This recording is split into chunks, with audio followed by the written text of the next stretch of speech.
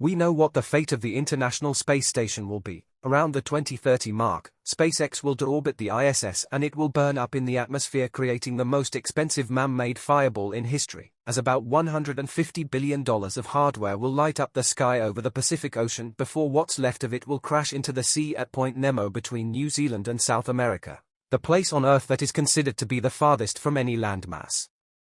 But why is such an expensive and useful object which has been in use continuously for over 20 years going to be crashed into the ocean instead of being saved, and what if anything will replace it? The International Space Station has been at the leading edge of research into how we can live in space for long periods and how it affects us. With exposure to cosmic radiation, bone loss, eye problems, and psychological problems of being cooped up in a small place with other people for months at a time, it's given us a good idea of the huge challenges we still face if we are to send humans to places beyond the Moon, such as Mars and the outer planets.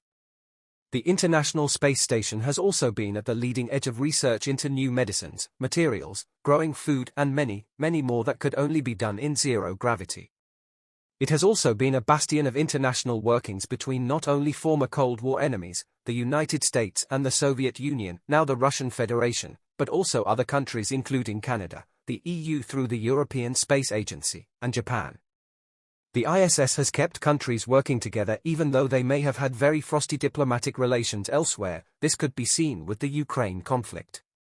Both NASA and Roscosmos kept working together to keep the ISS up and running when things could have easily gone the other way, although the head of Roscosmos has said that it will submit plans to President Putin to quit the ISS during 2025. But NASA say they have had no such notification, and Roscosmos recently said it's likely they would now carry on until 2028 when Boeing's maintenance contract is up for renewal.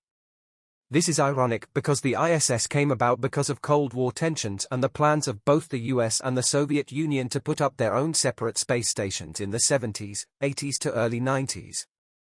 In the 1970s, just as the race to the Moon wound down, both the US and the Soviet Union pursued a policy of putting up space stations which was seen as essential even well before the description below. One of the most prominent proponents of having manned space stations was Wernher von Braun, the man who led the design of the Saturn V rockets that took men to the Moon with Apollo.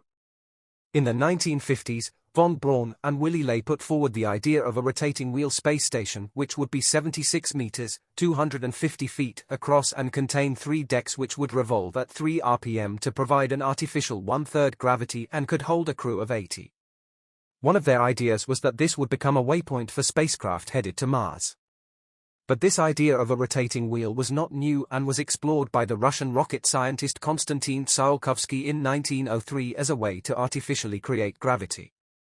Now the rotating wheel space station has not come about yet, but in 1959 it was thought that a space station would be the next best thing after the Mercury program until JFK called for the moon landings to beat the Soviets in a loaded race, knowing that it would cost the Soviets more than they could afford. If the Apollo program had not taken place, the Saturn rockets would have been used to lift a space station into orbit using the upper stages of the Saturn V for its structure, just as they were used for the Skylab program after Apollo in 1973. As it turned out, it was the U.S. Skylab and the Soviet Salyut stations which would kick off the space station age as interest pivoted from the Moon towards a more permanent manned presence in space. Skylab and Salyut proved the concept would work and led to increasingly longer record-breaking stays in space for the US astronauts and in particular the Soviet cosmonauts. With increasing cooperation between the US and the Soviets leading up to the 1975 Apollo-Soyuz test project, which involved the first docking of spacecraft from 2 different nations, and further joint missions were contemplated. One idea was an international Skylab. This would involve using the backup Skylab B space station, which would be visited by both Apollo and Soyuz crew vehicles. This could have later been expanded into a space laboratory by docking the Skylab to the Salyut space station, but the idea never got off the ground. Soon the US would plan for the Freedom Station in the 80s, and the Soviets, building on their previous efforts, would create Mir 2. However, in the USA and Soviet Union, they were having their own internal problems with politics and funding, which meant that both were in danger of not being launched at all. This led to a meeting between American and Russian officials, and a plan was put forward to combine their efforts. In 1993, the American Vice President Al Gore and Russian Prime Minister Viktor Chernomyrdin announced plans for a new joint space station that would go on to become the ISS. So from the initial Russian Zarya FGB block module, the ISS now consists of 16 pressurized modules joined together with a total weight of over 400 tons, and with its solar panels it's slightly larger than a football field. So, if the ISS has been up there for over 20 years, with new modules being added here and there from contributing nations and upgrades being done on an almost continuous basis to replace old outdated equipment and things like solar panels, batteries etc. all replaced with modern and much more capable versions, then why can't the rest of it be updated? The problem comes from a number of things, but mostly because of its exposure to the sun and the thermal expansion and contraction that it goes through 16 times a day as it orbits the Earth every 90 minutes. Like most aircraft, the structure of the ISS is aluminium, and like virtually all metals this is subject to metal fatigue. Aircraft fuselages have a limited lifespan due to the stress of taking off, flying and landing, and the ISS is no different, but is subject to a far greater temperature range than any Earthbound aircraft. The continuous expansion and contraction of the materials due to the heating and cooling of going from full sunlight and about 120 degrees Celsius to full shade and minus 150 degrees Celsius, which change in just a matter of minutes, 16 times a day in the harsh environment of space, means there can be no room for error. Sooner or later joints, welds and stress points will begin to fail, not all at once. There will be gradually more and more, but it would only take a fracture of one of the main structural points to maybe endanger the crew and require an emergency evacuation. Without replacing the entire structure of the ISS, this will only get worse over time, and if you're going to do that, then you might as well build a whole new system with new, better design and materials.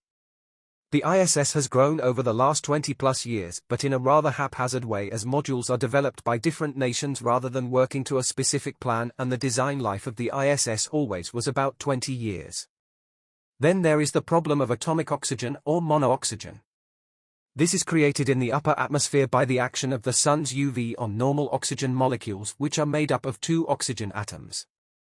Atomic oxygen is a singular atom of oxygen and is extremely reactive and will bond with most of the structure of the ISS, causing oxidization, erosion, and changes in material strength. There's also the issue of micrometeorite impact and space junk from crashed satellites and satellites which have been destroyed on purpose. We have seen instances of small holes puncturing the skin and even cracking the glass of a window in the cupola from orbital debris. Luckily, the ISS flies in a fairly low orbit where the atmosphere is slightly denser, and most of these small items, which are about the size of a grain of rice or smaller, are slowed down enough by the high atmosphere to fall back to Earth and burn up. And this brings us on to another issue. Due to this atmospheric drag, the ISS is very slowly also falling back to Earth. So it has to be boosted into a higher orbit periodically to prevent it from becoming too low and burning up in the atmosphere. Some people have said that it should be boosted to a higher orbit so it would be out of the way of most of the atmospheric drag, but this then brings it into the orbit of larger objects of space junk of maybe a centimeter or more across. An impact with something like this could easily punch a hole clean through the ISS and its Kevlar protection and cause major damage. There is also the fact that NASA wants to get out of the business of doing the day-to-day running of a space station and concentrate on deep space exploration and getting humans to places like Mars, where things are much more difficult and require a lot more research and development. NASA wants to offload the replacement for the ISS to a private corporation who will then be paid to construct, launch, and look after the new station. NASA wants to transition from the old ISS to the new station over a period of about 2 years, but if they're going to do that, they are going to have to work quickly to find a replacement and get it designed, built, and launched into orbit by 2030. At the top of list of space station contenders is the Axiom space station. This is backed by the NASA Space Act Agreement or SAA and is due to be built while docked to the ISS, and the first 2 modules have already been manufactured. Then there is the orbital reef. This design is led by Blue Origin and Sierra Space and is also backed by a NASA SAA. This would be launched by Blue Origin's New Glenn rocket and then be serviced by Sierra Space's Dream Chaser spaceplane, although neither of these have yet flown. Starlab is led by NanoRacks, Voyager Space and Lockheed Martin and would be a commercial space station based around an inflatable main module attached to an orbital science park and is due around 2028. Northrop Grumman also has a plan for a 3-module commercial station to serve sectors including microgravity research, in-space manufacturing and space tourism. Again, this is backed by a NASA SAA, and modules would be based on the Cygnus craft, which is used for restocking the ISS, with Stage 1 set to launch somewhere in late 2028.